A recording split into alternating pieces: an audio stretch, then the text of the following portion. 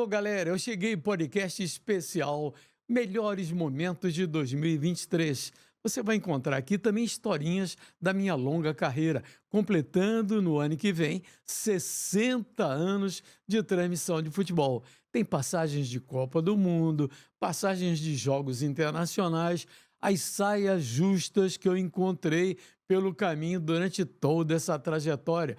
Você vai acompanhar aqui no Cheguei Podcast Melhores Momentos de 2023. Aproveitando para te desejar um Feliz Natal com muita paz, com muita saúde. E como você sabe, o Cheguei Podcast tem a chancela de Capemisa Seguradora. As pessoas seguras são mais felizes.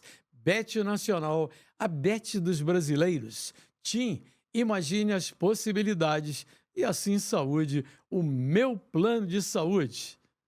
Tirem proveito aí dos melhores momentos de 2023. História da Copa do Mundo da Espanha em 1982. O time comandado pelo Tele Santana jogou o futebol mais bonito que eu vi até hoje. Meio campo com Falcão, com Sócrates, com Zico. Só tinha artista. Só dois caras que o Tele convocou que não me agradavam. Era o goleiro Valdir Pérez, que não era o melhor do Brasil, e o Serginho Chulapa, que era um trombador no comando de ataque. Ficava inteiramente deslocado no meio de tantos craques. Mas aí, Brasil e Itália, Brasil querendo passar de fase. E o empate valia para o Brasil. O empate classificaria o Brasil. E Brasil 1-0, Itália 1-1. Cada gol da Itália, a bancada de locutores de italiano era exatamente atrás da gente. Cada gol do Brasil eu levantava, que era microfone labial, dava para comemorar. Brasil! Aí os caras metiam um tapinha aqui na gente, então a gente sentava. Daqui a pouco a Itália empatava, eles levantavam. Resultado, estava 2-2, valia para o Brasil, quando Paulo Rossi faz o 3-2. A zaga do Brasil, eu me lembro do Júnior levantando o braço, querendo reclamar impedimento, que não houve impedimento. E os caras aí, rapaz, tiraram sarro. E o Brasil eliminado, a população toda ali de Barcelona chorando, porque o Brasil era queridinho exatamente por jogar o futebol mais bonito da Copa do Mundo e ser eliminado naquela oportunidade. Mas eu nunca mais esqueci que aqueles locutores italianos, todos postados numa fileira atrás, sarriaram o tempo todo no sarriar, dando cascudinho, principalmente em mim, porque eu me levantava e ergui os dois braços. Rapaz, eu nunca mais esqueci disso. Sabe, tô louco pra te ver. Essa música é uma loucura, porque essa música era um pagode. Ah, é? Era. Ah, veio do pagode? É, essa música era um sambinha, né? E aí, o Memê, DJ Memê, que é o produtor do Lulu Santos, ele pediu pra gente deixar, eu cantarolei pra ele, sabe, estou louco pra te ver, cabe entre nós dois um querer, não tinha nada de tchurururu, isso aí entrou, porque a métrica do samba, obviamente, é diferente do funk, né? Yeah. E aí, a gente deixou a voz lá desse jeito, assim, e ele picotou a voz, fez essa montagem na versão pop, e a música virou um hit. Então, assim, o mérito todo dessa música ter virado, desse hit todo, é do Memê. Porque era um samba, não que... E fez a adaptação. Exatamente, ele que fez a adaptação. Pode ser que no samba também ela estouraria, mas, poxa, virou um hit estrondoso. E aí a gente fez uma dancinha. Esse cara sabia da história. Pô, obrigado pela pergunta. Pô, valeu mesmo, Ferrari. E a gente fazia nessa música que a gente fazia a dancinha, que é aquela que os jogadores comemoravam os gols, né? Tá ligado? Eles comemoravam os gols, Romário, Edmundo, Lúcio. Isso mesmo. Faziam a dancinha, né? E isso, cara, deixou a gente ainda mais bombado na época. Você jogou nos 3 times de Belo Horizonte. No América. Aliás, o Fred apareceu pro mundo com aquele gol de saída, né? Sim. Pela saída, ele fez um gol. Aí vestiu a camisa do Atlético, vestiu do Cruzeiro e tal. Mas engraçado, o Fluminense, você se identifica muito mais com o Tricolor.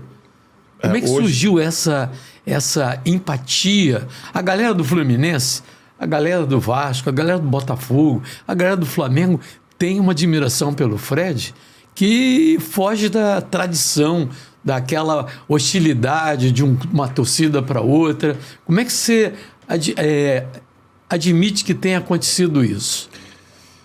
Eu acho que uma relação... Como explica? Foi uma relação humana, uma química que rolou desde a estreia, já com os meus 2 gols. Inclusive na rua, né? Narrei. Meus 2 gols ali contra o Macaé. E a torcida do Fluminense, o carinho, o respeito, o trato que a torcida tem, que o clube tem, é diferente de todas as outras equipes que eu já trabalhei. E aí eu... Sentiu mais à vontade, Eu fiquei à vontade e eu sempre fui muito... Tentei ser muito... entregar muito ali pela camisa que eu sempre vesti e tal, mas no Fluminense era diferente, porque caiu muita coisa sobre mim, eu participava de algumas coisas já enquanto jogador, a torcida, tudo que eu falava vinha junto, quando tinha alguma coisa errada também já vinha em mim. Então a gente criou um vínculo, uma relação forte ali com a torcida do Fluminense e foi uma parada que eu nunca passei. Eu vejo o torcedor até hoje na rua, e são vários vídeos, fotos, conversas, prosa. Com a torcida do Fluminense é como se fosse um dos meus, assim, é bem legal. É muito bacana. Você falou do Cristiano Ronaldo e do Messi. Como você conviveu com eles nessas matérias, são personalidades inteiramente diferentes. Sim, sim. Queria que você definisse essa diferença. Nossa, é tão fácil, né? Porque são tão opostos, né? São muito opostos, né? Um é Nike, o outro é Adidas, sabe, já começa... gosta de aparecer, o outro não gosta de aparecer.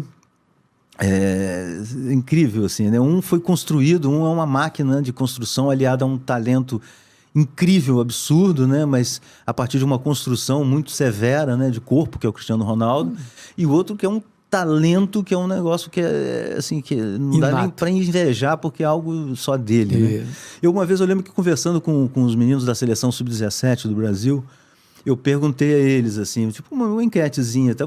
Quem é mais ídolo para você? É o Cristiano Ronaldo ou o Messi?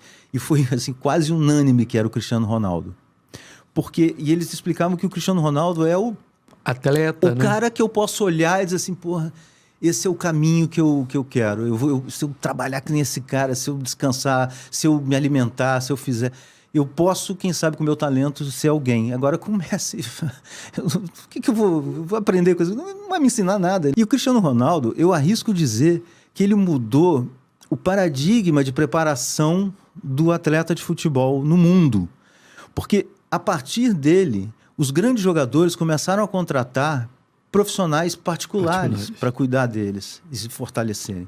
Hoje em dia você vê que esses grandes jogadores na Europa, praticamente todos acabam o seu treino ali 2 da tarde, vão comer, vão descansar, e 5, 6 horas da tarde vão treinar com um fisioterapeuta, com um preparador físico na casa deles, na academia que eles montaram e tal.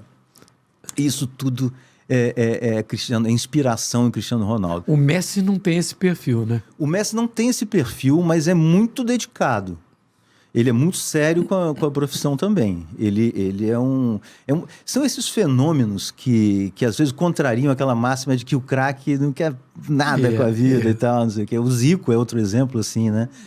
De um cara que um talento monstruoso, né? O maior que eu vi na minha vida, assim, em campo. E ao mesmo tempo muita disciplina, né? Muito trabalho. Dica para você que é corretor, corretora de seguro. Na Capemisa Seguradora, as suas vendas valem sempre mais. A campanha de vendas chamada Sou Mais Você é a queridinha de quem trabalha no setor. A cada venda você ganha pontos que viram prêmios em dinheiro. É simples, vendeu, ganhou. E juntando esses pontos, você ganha prêmios incríveis como bicicleta elétrica, moto, carro 0 km, além de uma viagem para um resort no Brasil com acompanhante. Tá esperando o quê? Fale agora mesmo com a equipe comercial da Capemisa e seja parceiro de uma seguradora que é sempre mais você. Capemisa Seguradora, as pessoas seguras são mais felizes. Você trocou a Globo pela Record? Muita gente criticou, essa mulher deve ser maluca, trocar. Não teve isso? Teve. Teus amigos falavam? Teve amigo, teve colega, teve muita gente. E na rua o que eu ouvia mais era a coragem, né? Que as pessoas falavam. Que da galera? Coragem. As pessoas, fãs, né? Que coragem, Milena. Como é que você fez isso? 18 anos numa emissora e você troca. E eu já tô há 14 na Record. e super feliz, porque eu fiz tantas coisas bacanas. Logo de cara, no primeiro ano, eu fui para Auburn, nos Estados Unidos, fazer o César Cielo, entrevistas exclusivas. A gente acabou dando um furo também de reportagem com ele, porque ele acabou mostrando pra gente, na hora de mostrar o quarto, né, como é que era a vida dele lá, os treinos, ele acabou esquecendo de tirar os papéis que ele grudava nas paredes. Ele botava no teto o tempo que ele queria atingir, né, nas paredes e tal. E na hora que a gente tava entrando, ele, não, Milena, peraí, eu esqueci, você esqueceu o quê? Vamos lá, e eu já chamando câmera e tal. E depois ele falou que a gente foi pé quente, porque ele conseguiu praticamente o que ele queria, o tempo que ele queria. E ele era muito focado, né? Lia muito, cheio de livros, né? Livro do Bernardinho, de autoajuda, muita coisa para poder deixar a mente dele completamente direcionada. Só botar o tempo é para mentalizar, né? Mentalizar. Ele olhava para o teto, para a parede, ele já acordava, já passava o dia dele pensando nisso. O Eduardo Sidney me ligava, tá fazendo o que na rádio? Eu falei, não, já acabei aqui. Não, vem para cá. Eu ia pro Leblon, pra redação, ficava conversando, só que eu comecei a achar que ele tava me cozinhando para eu desistir sozinho, entendeu? Que eu nunca entrava. E aí, mas o Chico tava sabendo. O Chico tava sabendo, mas eu não tinha mais contato com o Chico já tava sabendo. E aí um belo dia me chamou para fazer um teste na escolinha do professor Raimundo, um teste que iria ao ar. E aí eu entrei de improviso também, porque outros colegas meus estavam fazendo o teste, a escolinha era dentro do Zorra Total. E eu conversava com esses colegas que estavam fazendo o teste, eles falavam, ó, minha boca secou quando o Chico me olhou, eu fiquei travado, eu não consegui raciocinar direito, e eu comecei a entender que eu não poderia falhar, né, que era a chance da minha vida. Fui fazer o teste, o Eduardo Sidney falou assim, olha, conte alguma coisa que você já esteja acostumado, pra você não ter que decorar texto. Aí eu contei uma história, entrei de improviso, contei a história, e aí o Chico falou assim, eu fui na mesa e falei assim, e aí, professor? Vou arrumar a vaga aí? Aí ele, não, faz o seguinte, por enquanto, aguarde, entregue essa fita aqui com o teste do senhor para a dona Escolástica na secretaria, que nós vamos avaliar. E aí eu fiz uma loucura, né? Falei, não, aí eu fui na mesa assim, apoiei, olhei igual eu tô te olhando, falei assim, professor, é o seguinte, eu vou aguardar pouco tempo, uma coisa eu não posso ficar sem estudar, o senhor sabe muito bem que a gente tem que estudar, não sabe? Ele, sei. Se eu não conseguir a vaga aqui, eu vou estudar na outra escolinha que o senhor sabe que eu tô... Tinha inaugurado, tinha estreado a escolinha do Barulho, e o Chico tava, né, tava meio... Aí eu falei, eu não posso ficar sem estudar, o senhor tá entendendo, né? Aí ele falou assim, não, tudo bem, tá bom. Mas mande um abraço pra Paulinho e Luiz Penido. Eu falei, eu vou mandar abraço pra assessor de imprensa meu, dou essas confianças, não. Ele, tá bom, muito bem. Aí eu saí, quando eu saí, eu falei, fiz outra merda. Só que o Dedé Santana falou, bicho, que maravilhoso, foi legal, você tava soltão. Por ser de rádio, eu achei que você ia ficar preso. Não, já faço show já. Pô, aí o Francisco Milani veio falar comigo, todo mundo veio falar comigo. Falei, pô, eu acho que eu fiz legal, eu acho que deu certo. No outro dia, Eduardo me ligou e falou, o Chico escolheu você, porque você foi e contracenou. Foi direto, né? Você é um carioca bom de palpite, gosta de esportes? Cadastre-se agora mesmo na betnacional.com e lucre com as suas profecias. Na telinha. Ih, lá. Vai começar. Diz aí, então, quem é que vai marcar primeiro? O camisa 8 marca primeiro e o time dele vence. Profetizando em 3, 2, 1...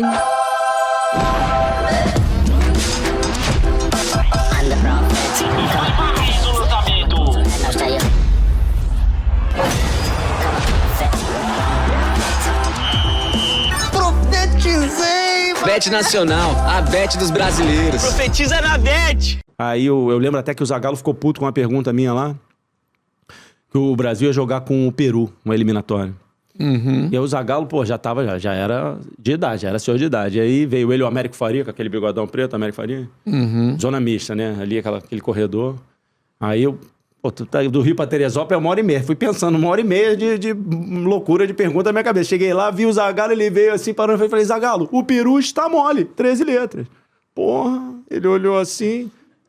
Falei, não, Zagallo, o peru é o adversário e tal. Ele ficou meio bolado. E o Rodrigo virou e falou, o Zagallo ficou puto, que é esse garoto? Começando, ninguém me conhecia. Aí não sei o que o Rodrigo foi já lá. Já a cabecinha toda raspada? Já não tinha cabelo. Aí, quando nasceu meu filho, caiu tudo.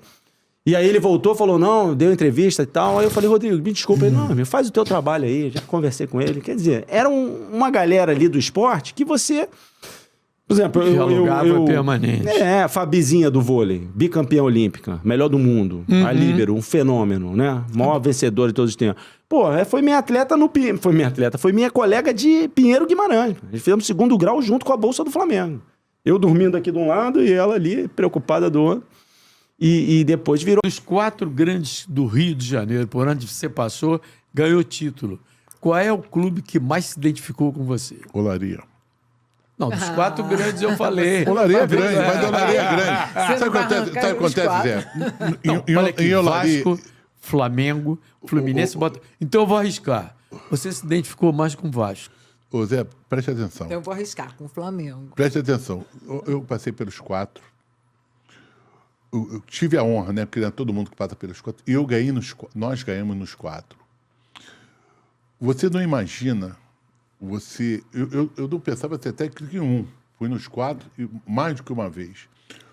O Vasco é que eu joguei no Vasco, desde as categorias de base, e fui técnico também desde as categorias de base, passei todas as daí a histórias identificação.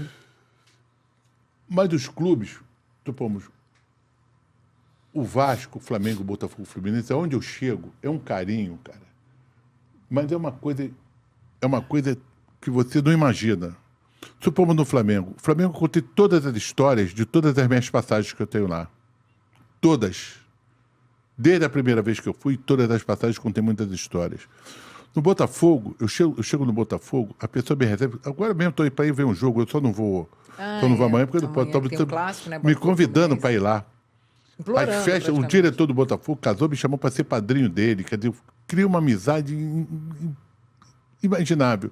O Fluminense, aquele título de 95 nós tiramos. Gol de barriga. Gente, até agora, o Fluminense faz festa e me chama para eu ir à festa lá. Pô, como é que eu posso chegar e definir um? Eu não tenho como definir um. E no Vasco eu tenho uma história de foi o time que eu mais conquistei da minha vida. Eu sou o maior conquistador de título dentro do Vasco. Aliás, no Vasco não, no Maracanã. É o técnico mais vezes campeão dentro do Maracanã. Ganhou um prêmio lá. Ganhou um prêmio lá. A imprensa divulga muito pouco, mas é verdade. Ganhou no tempo da pandemia, nós ganhamos um prêmio como o maior vencedor de título. Você imagina você ser o maior vencedor de título dentro do Maracanã. Então é uma coisa, é um carinho, onde eu chego, os caras me abraçam, me beijam, seja tricolor, seja botafoguense, seja vascaíno, flamenguista. E tem que falar, não posso esquecer não, Zé, pelo amor de Deus, tem que falar do América. Se eu não falar do América e do Olaria, os caras me pegam. Eu tocava num botequim no Meia, chamado Pub House, na época. E aí, muita gente ia lá me ver cantar. Eram 4 pessoas. Tinha o Gonzaguinha, que é a cara do Gonzaguinha, que toca pandeiro. Vinícius, falecido Soneca, e eu de cavaquinho. De vez em quando ele chegava lá, pedia pra cantar. Aí eu ficava meio assim, que era cover artístico e tal. A gente andava com o seu Gerson, que é o cara que passou muita coisa pra gente. Até mandar um abraço pro seu Gerson lá do Meia, pai de Gelsim. E aí um dia eu falei assim, pô, gente, na moral, eu tô curioso aqui, porque tem um cara aí, pô, o cara tá... Porque a gente tinha uma intimidade, mas não tinha muita. Pô, mas eu queria que vocês me ajudassem, que eu tô ficando curioso. Só que ele não tá da maneira que a gente, né? Não tá legal. Tá bem surradinha a roupa dele, mas, porra, aí todo mundo autorizou. O Soneca ficou feliz da vida, porque quando chegava alguém pra tocar o violão, ele gostava mais de beber que tocar. Deu o violão na mão dele. Aí eu fui pro canto e ele começou a tocar. E aí? Não, quando ele abriu a boca. Aquele grave? E eu ficava olhando pro público, que eu já tava pra lá de emocionado. Eu olhei pro público. Todo mundo ficou emocionado com ele. Todo mundo ficou emocionado com ele. Então, o seu Jorge não dormia na rua. É que naquela época, para se deslocar era difícil. Ele, Pedra de Guaratiba. O ônibus já tinha acabado. E eu lembro, foi o mesmo dia que aconteceu esse episódio com o seu Jorge. Foi o mesmo dia da morte do Orlando Jogador. Mesmo dia que eu morava no Jacarezinho. Eu peguei o meu dinheiro na hora do ratatá e dei pra ele. E não era muito, né? Não era muito. Falei, pô, se der pra pagar uma passagem e tal. Aí dei o dinheiro pra ele e fui a pé. Atravessei ali a estação, aí passei ali pelo Salgado Filho, Miguel Ângelo. Aí eu lembro que eu subi, tinha um carro. Você tem a Rua Galileu, onde morou Latino, né? Aí do outro lado da rua tinha uma ruazinha com o seu nome. Tinha um carro com perna pra lá. Ali no Jardim do Meia, né? Você tá falando? Não, Jardim do Meia. É o Jardim do Meia. Então, eu morava lá no Azul, no Jacaré. Aí nesse dia que eu vi um carro lá com os caras mortos no carro, subi e fui pra casa. Isso que horas eram? Ah, já era mais de meia-noite. Já era mais de meia-noite. Eu tocava, na verdade, eu tocava de 8 à meia-noite. E não tinha mais ônibus pra Pedra de Guaratinga? Não tinha. Aí ele dormia ali. É mesmo? Ele dormia ali. Eu vi esse cara passar muito sufoco, cara. Muito sufoco mesmo. Então, dividir um pouco é uma coisa totalmente normal entre a gente. Aí tá eu lá no Teatro Municipal em São Paulo. Ele veio me dar o dinheiro de volta. Que dinheiro é esse, cara? Nem lembrar mais.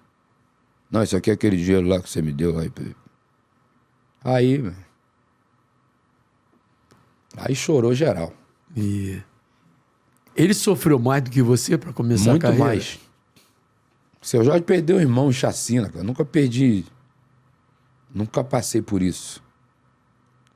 Né? E tem uma coisa que a gente passou parecido, mano. Eu nunca tive problema de moradia. Mas tinha determinado momento, vai trabalhar, compadre. Não tá dando, é mais uma boca e tal, pra comer. E isso aí a gente passou. Agora, ele passou a dor pior, pô. Ele perdeu o irmão, pô. Da maneira que perdeu. E ele se tornar quem ele se tornou hoje, pra mim é motivo de orgulho. Não como o cidadão na internet falou que eu tenho inveja dele, que eu não preciso ter inveja de ninguém. E quanto mais agora, com essa história que você está contando. Agora, isso é uma coisa que eu guardei pra mim. Eu poderia ter chegado no programa de rádio. Não, eu não ajudei ninguém. Na verdade, aconteceu. A gente estava no mesmo lugar. Poderia ter sido ao contrário. Ele tá tocando numa casa e eu não tinha acesso. E você não o conhecia quando ele apareceu no bar? Não, conhecia. Não tinha intimidade, aquela intimidade, mas conhecia. Conhecia como? Como cantor? Não, a gente era camelô no Meia. É mesmo? Eu vendia óculos. Óculos? É, porque tinha um cara no Meia, chamado Seu Gesso. Ele tinha barraca de tudo e aí botava a molecada pra trabalhar pra ele. E ele vendia o quê? Ah, um dia ele vendia fruta, outro dia ele vendia outra coisa. E tocava violão pra lá, pra cá. Você que ama futebol, eu tenho uma notícia incrível pra te dar. Já pensou em torcer pelo seu time do coração e compartilhar toda essa emoção com muita velocidade, sem travar, em tempo real e no maior estádio do Brasil? É isso mesmo. A TIM marcou um golaço. Com 5G da TIM, a torcida toda fica conectada no templo do futebol. A Rede TIM está surpreendendo todo mundo. Também, né? Ela é líder no 5G e tem o dobro de antenas que a concorrência. É a sua emoção conectada em tempo real. Só com a líder em 5G do Brasil é possível viver essa paixão pelo esporte com ainda mais possibilidades. Vá até uma loja TIM e traga já o seu número. TIM, imagine as possibilidades. Na telinha. E aí, Mion, como que tá a evolução da Rede TIM? Fala, Isa! A maior rede móvel do Brasil não para de crescer. Já é líder no 5G. E cada vez mais gente está se surpreendendo com a qualidade da TIM em todos os lugares. Até nas alturas! Boa, Mion! Quem é TIM tá voando! Surpreenda-se você também com a Rede TIM. TIM, imagine as possibilidades. Começa o ano com o Júlio César Leal de treinador. Primeiro jogo Maracanã, nós tomamos uma sapatada do Olaria, dentro do Maracanã. E aquela cobrança e tal, e problemas financeiros, e dívida, e não sei o quê, salário atrasado, e confusão, e confusão, e confusão, e confusão. Chega a um ponto que é contratado o Dimba, lembra? Dimba? E veio do Botafogo, não foi? Não, foi ele não estava no depois? Botafogo. Ele Depois- passou pelo Botafogo. Depois foi o Botafogo. Mas ele vem numa contratação que acho que o Márcio Braga vai pro exterior fazer alguma coisa. O vice... Não o vice de futebol, o vice geral é que contrata. Só que o time devendo salário pra gente, tudo. Aí há um racha ali no grupo, não por conta do Dimba. Por isso que eu tô falando. Eu entendo, às vezes, o desabafo. Aí, o grupo do Flamengo tava rachado, não sei o quê. Não era rachado. Era tipo assim, pô, meu salário tá atrasado, o teu tá atrasado, o teu tá atrasado. Estão gastando? Os caras pagam 1 milhão na mão do cara, o Dimba não tem culpa. Mas, assim, ficou uma situação, aí assim, o cara não faz gol, aí cobrança, isso, aquilo. Aí, assim, há uma briga dentro do vestiário. Pô, o Dimba cobrança, vocês não passam uma bola pra mim e tal. E aí, no vestiário, o Felipe, né, era o craque do nosso time, personalidade, falou assim, não passo mesmo não, tu não joga nada, eu vou passar a bola pra você. Aquelas coisas assim, de dentro do vestiário.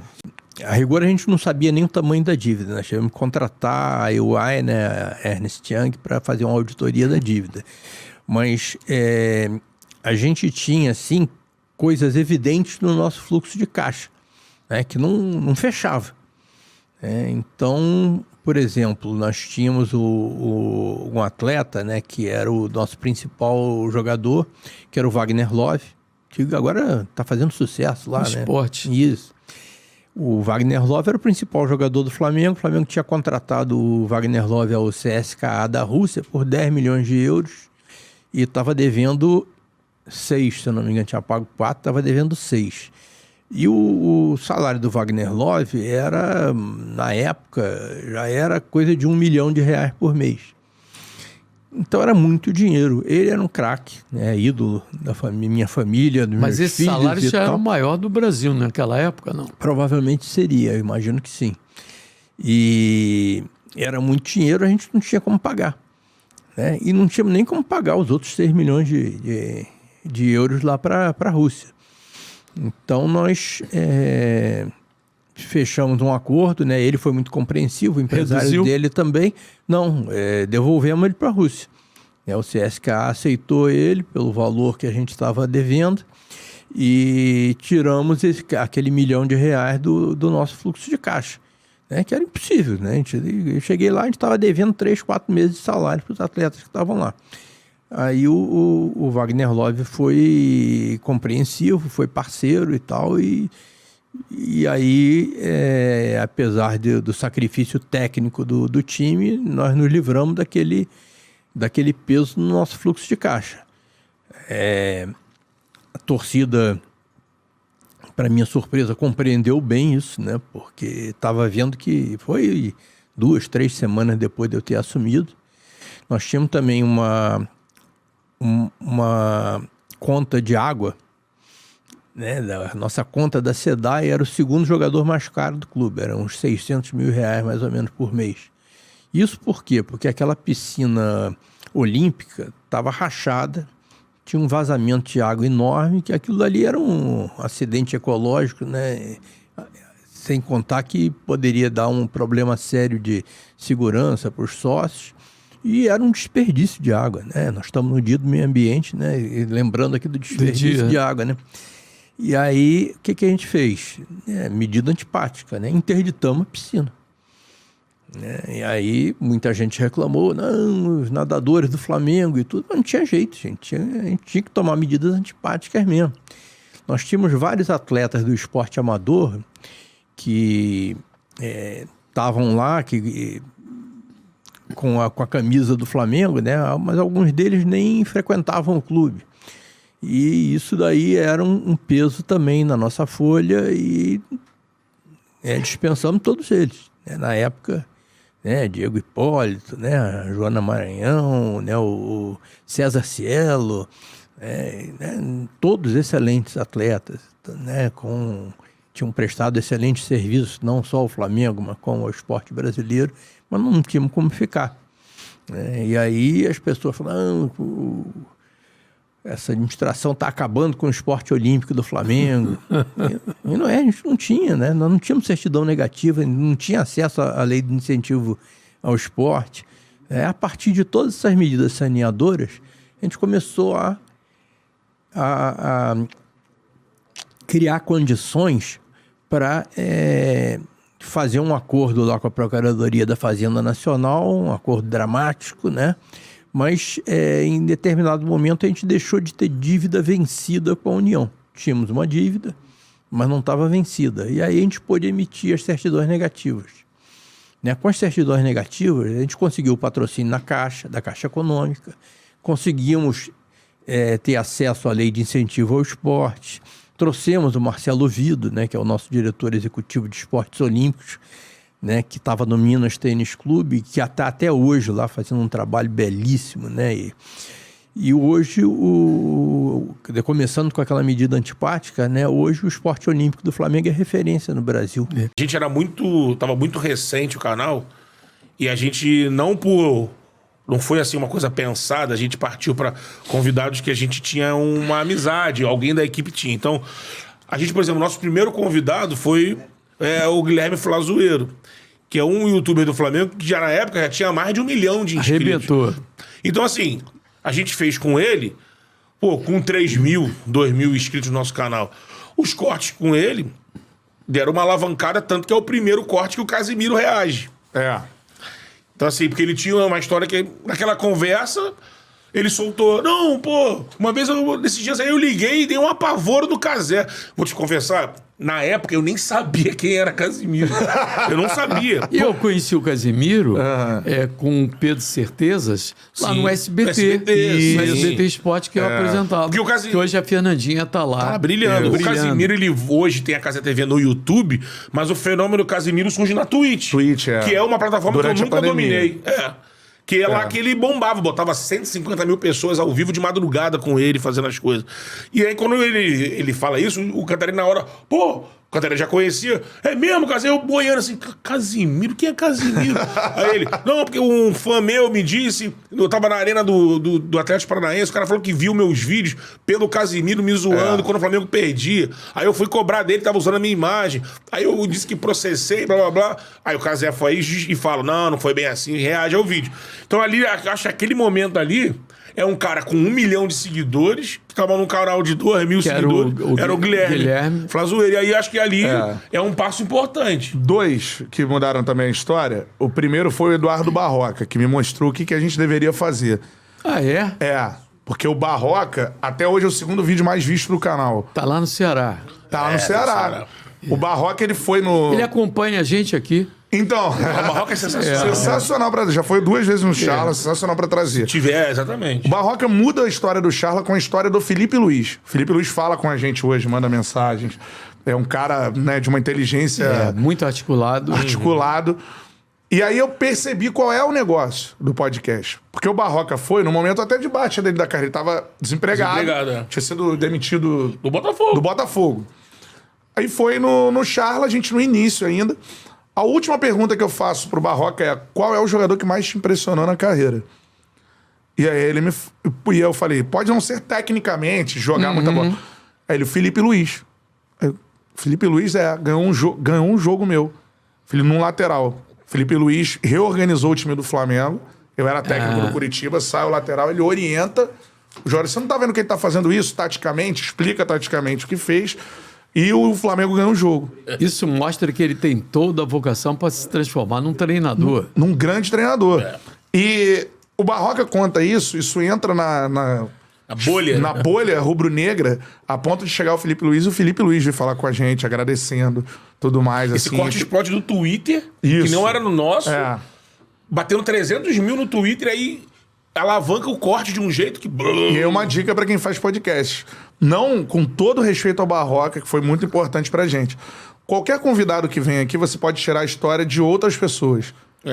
Então, por exemplo, depois veio o Tartar, né? Enfim, o Tartar jogou com Fred, Conca, Deco. São 3 histórias. Eu vou ter uma história do Deco, uma história do Fred, uma história do Conca, sem os 3 irem lá. Entendeu?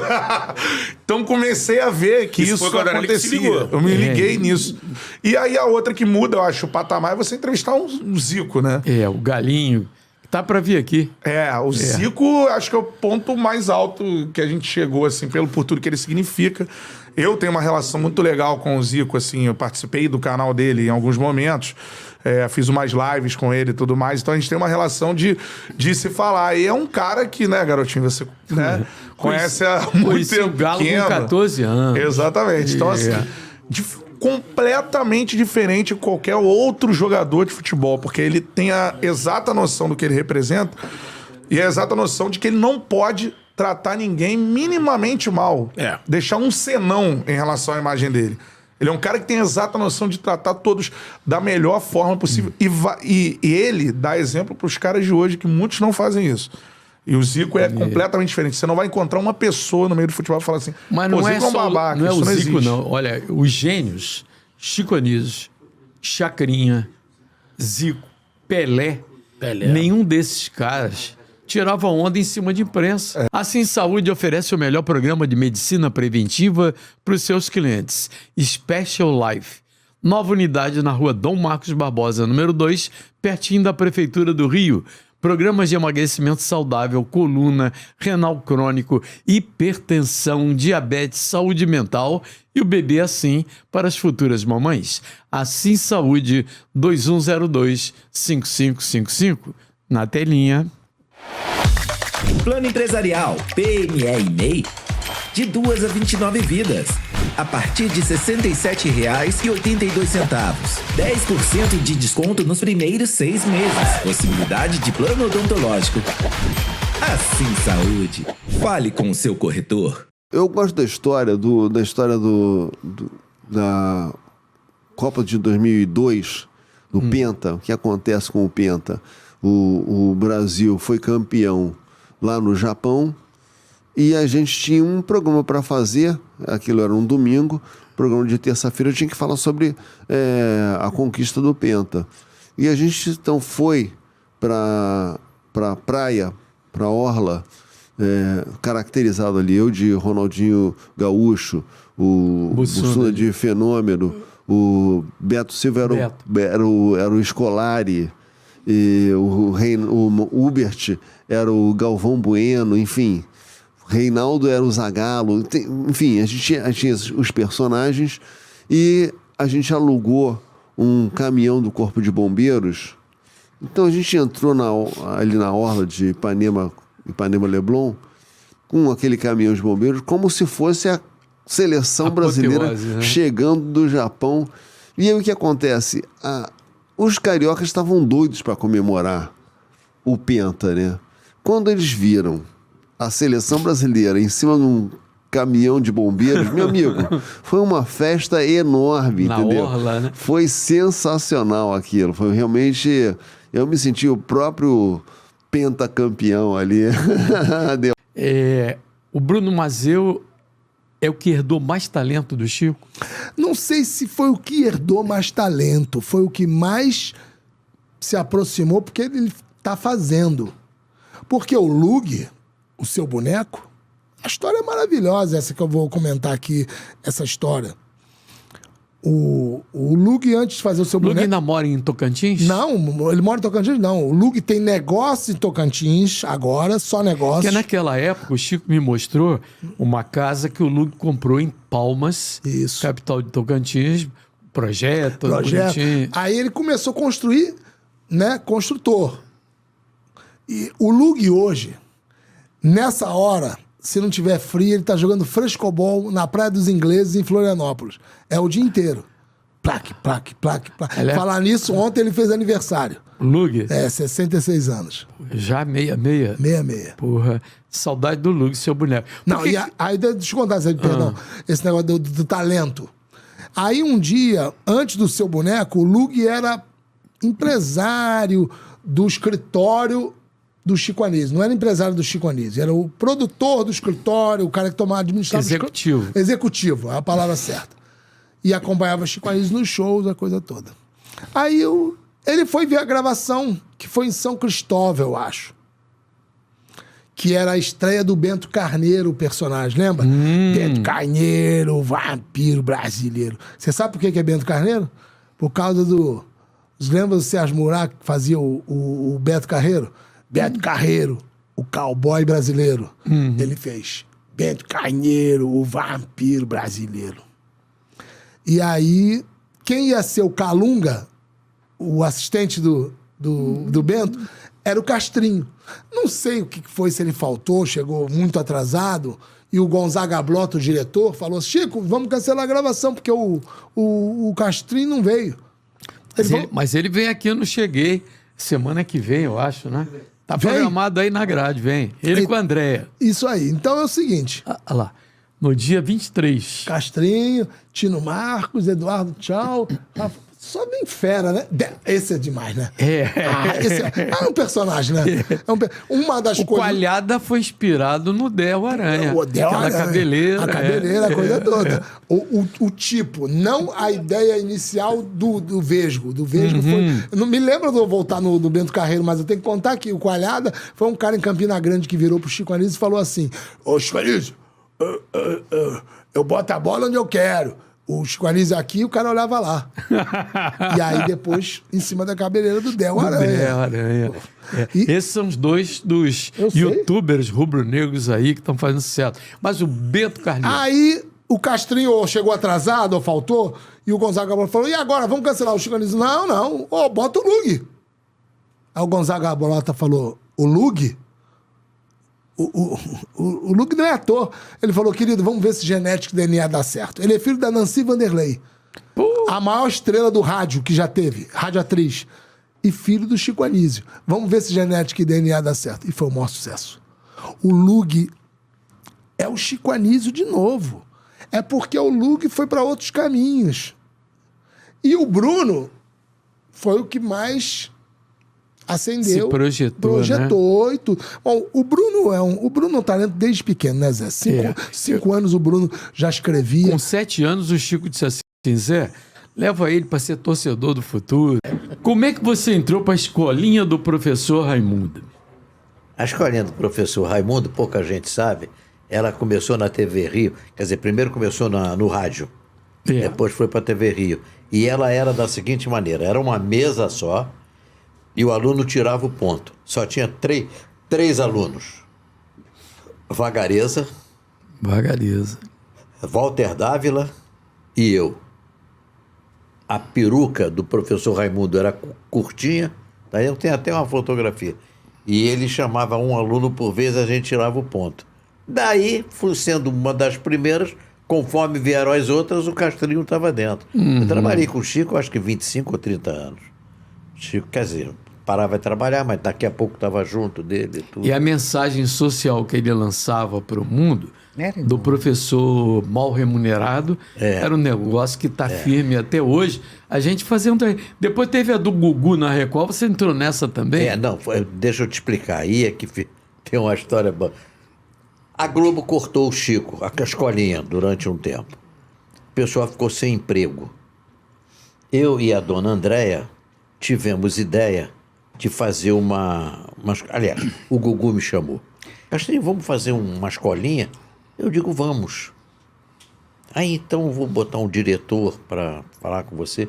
Eu e a Andréia sentamos e começamos a montar com esse diretor. Não vou falar o nome dele porque não merece. Aí nós fomos fazer a escolinha do Barulho em São Paulo. Eu é que dei a ideia... Na Record. Na Record. Eu é que dei a ideia de mudar o sempre. Porque já que não tinha um Chico Anísio... Foi aí que entrou Sidney Magal também. Isso, Dedé Santana. O Gugu queria que cada dia fosse um aluno. Eu disse: Gugu, tô fora. Disse: mas por quê? Tem certas coisas que você tem que entender no humor. O humor é gozado com a quebra da autoridade. O sargento, o recruta zero, sacaneia o sargento, é quebra da autoridade. Porque se não sacanear, não tem autoridade. Graça. O sacristão sacaneia o padre, é quebra da autoridade.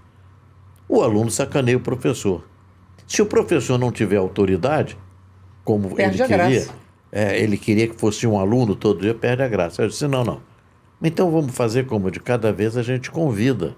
Porque, de qualquer maneira, uma Ivete Sangalo era uma autoridade, porque é uma Ivete Sangalo, entendeu? Raul Gil, enfim, o Miele. Então nós começamos a fazer no Gugu a Escolinha do Barulho. Entendeu? Um quadro dentro do programa do Gugu. Não.